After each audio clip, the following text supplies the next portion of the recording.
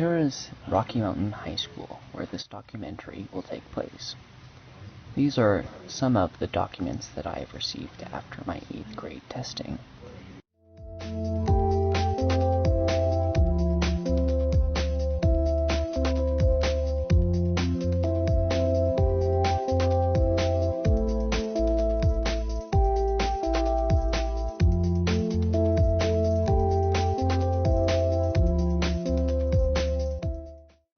This is a document about a law that John Hickenlooper passed relating to state testing.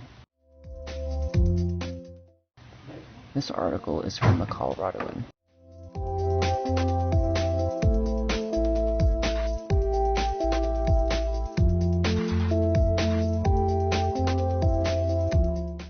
This is a letter about state testing, again, from the Coloradoan.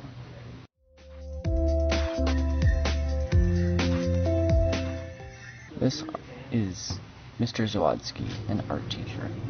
I try to eliminate some of the pressure as far as the amount of pressure we put on students and the amount of pressure we put on teachers, because I feel like that sort of high stakes anxiety based format isn't really authentic as far as how you're able to grasp an assessment or really find out how students are doing.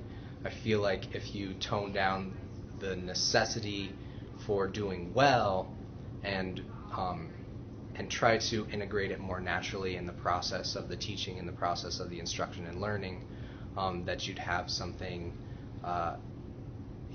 something less blown out of proportion and more authentic to what students are actually learning. I think the main thing that comes to a lot of people's mind is anxiety, and kind of like a hopefulness too, as far as as my perspective of being a teacher.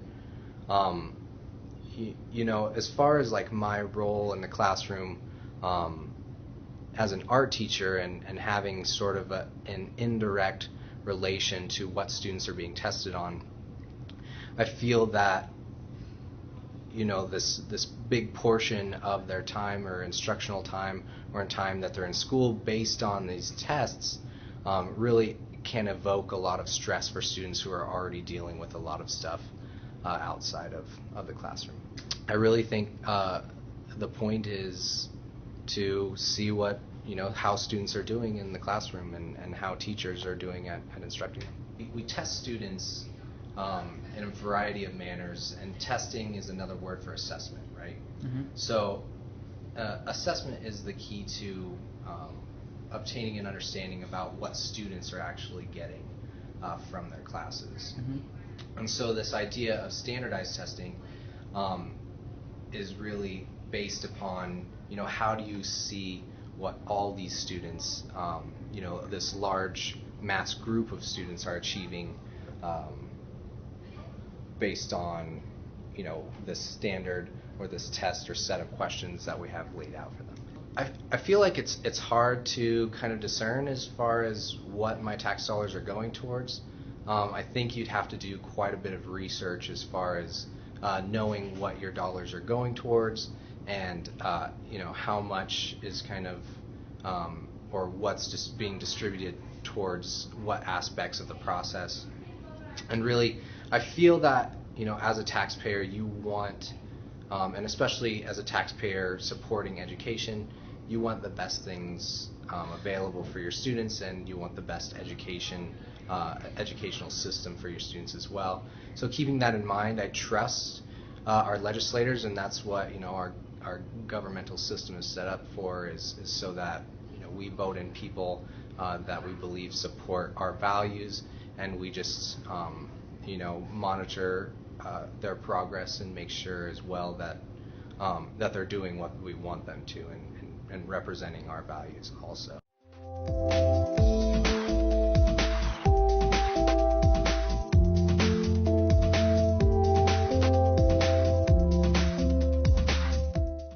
This is Mrs. Bucko, a science teacher.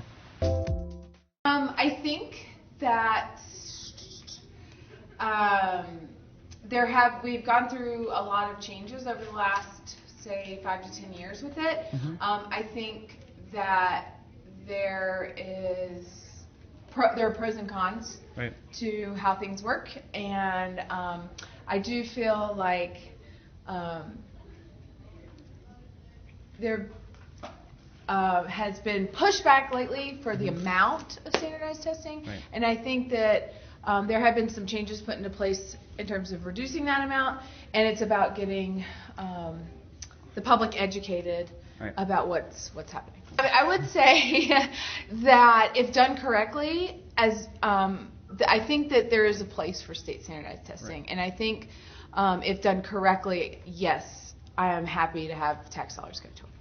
I would say making sure that every test we are giving to students has a purpose and a well thought out purpose and a plan, and knowing what that is, so that we can get more buy-in from students and the public, and it can really have a positive role in education versus something that's more extraneous.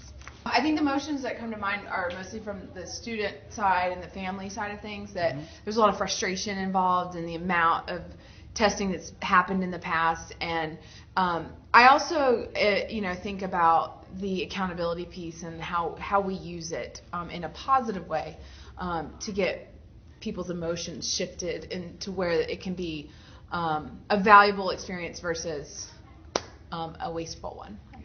Well, I would like for the point of it to be a way to not only have students have some valuable practice like in high stakes testing situations, so that as they get ready to take things like the SAT or the ACT, and even further on like the GRE, they have a little bit more comfort in terms of taking these types of tests.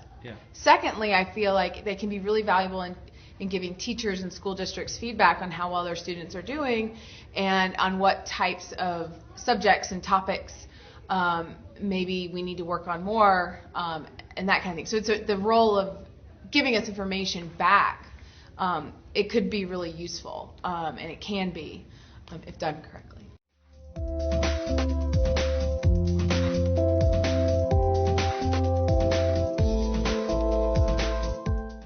This is Megan, a 9th grader, and this is Ethan, a 9th grader. I personally have no thoughts on the subject.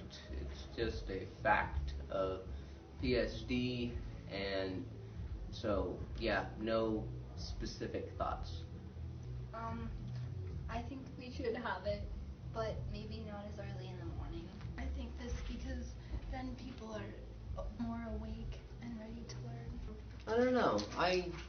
So if I could change anything about the test, I really wouldn't change anything, because it is an okay test as it is. It's just, it doesn't fit everyone, but it is standardized testing.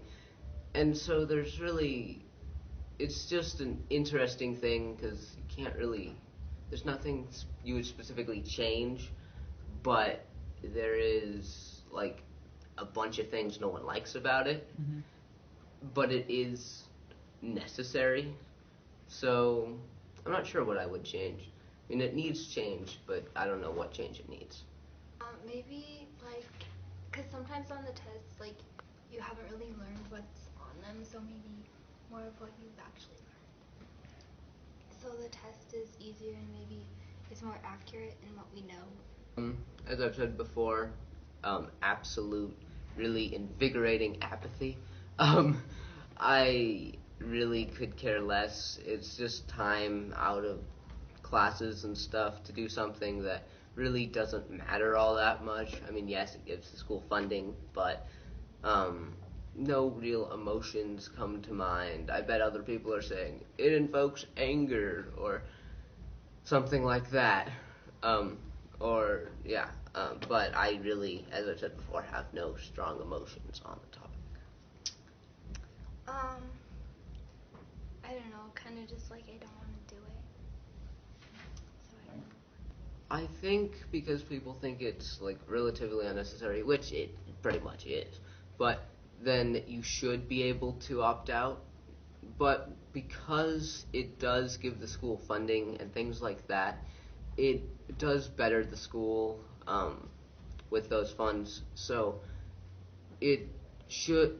opting out should be allowed, but should not be something that is like something you is. Opting out is something that shouldn't be just a normal thing that everyone does. It should be like if you really don't feel like you should do it, like that's really strong, then don't, but otherwise do it. I think they should. The rules read at the beginning of the test are just guidelines which are needed, but so like they're required, but they aren't really something I would agree or disagree with. They're just the requirements for the test.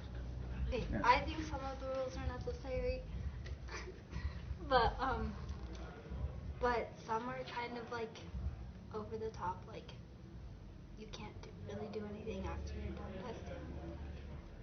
I think this because well, in my experience, it's just kind of like really boring sitting there after you're done with the test, and like you don't want to read more after you've done like the reading tests. Well, if you're just going by the like actual reason it exists, it's to find the best schools and give them the most money so they can better themselves. I mean, it's an extremely flawed system, but that's the reason it exists. Is just to see how smart the population is. I think the point of it is to